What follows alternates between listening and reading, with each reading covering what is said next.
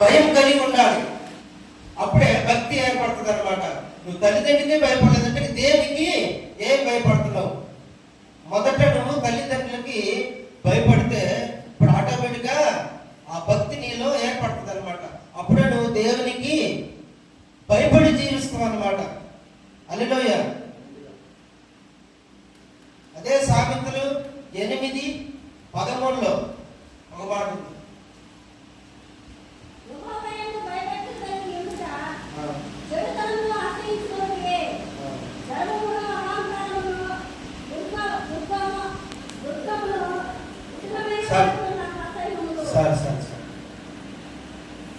మరొక మాట, యెహోవాను భయభక్తులు కలిగి ఉండుట అంటే చెడుతనమును అసహించుకుంటాడు అనమాట. చెడుతనము మనం వద్దు అని ఆ చెడుతనం ఏంటంటే చెడుతనము అనగా అసహించుకుంటాడు అనమాట. యెహోవాను భయభక్తులు కలిగి ఉండుట. మనం ఈ లోకంలో జీవిస్తున్నామంటే కేవలం ఆయన కృపే. అంటే మనం మందిరానికి వస్తున్నామంటే ఆయన కృపే.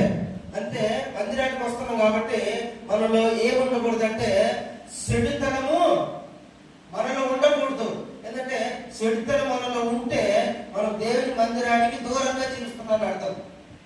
దేవునికి దగ్గరగా జీవించే జీవితం కాదని అర్థం. హల్లెలూయా. అప్పుడే మనం చెడుతనము అసహించుకోవాలన్నమాట. అప్పుడే దేవుని యందు భయభక్తులు కలిగి జీవిస్తున్నాం.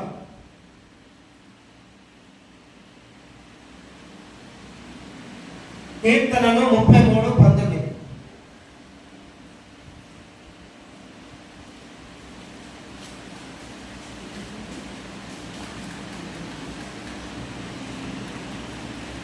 యెహోవాను భయభక్తులు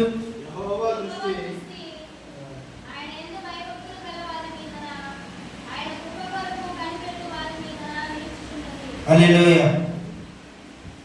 అంటే ఆయన దృష్టి, యెహోవా దృష్టి ఎవరి మీద ఉందంటే ఆయన భయభక్తులు కలిగిన వారి మీద, ఆయన కృప కొరకు కనిపెట్టి వారి మీద దృష్టి ఉంటుంది అనమాట. అప్పుడే మనము ప్రశాంతంగా నిద్రపోగలుగుతాం, ప్రశాంతంగా జీవించగలుగుతాం. ఇప్పుడు మనం రాత్రి పండుకుంటున్నాము, ఉదయం లేస్తున్నాము, మనం పనికి వెళ్తున్నాం అంటే ఆయన దృష్టి ఎవరి మీద ఉంది? ఆయన భయభక్తులు గలవారి మీద ఉంది. ఆయన దృష్టి ప్రపంచం అంతా సంచారిస్తుంది అనమాట. అప్పుడే మనం నెమ్మదిగా నిద్రపోయి ఉదయం లేగలుగుతాం. హల్లెలూయా. ఆయన దృష్టి యెహోవాను భయభక్తులు గలవారి దృష్టి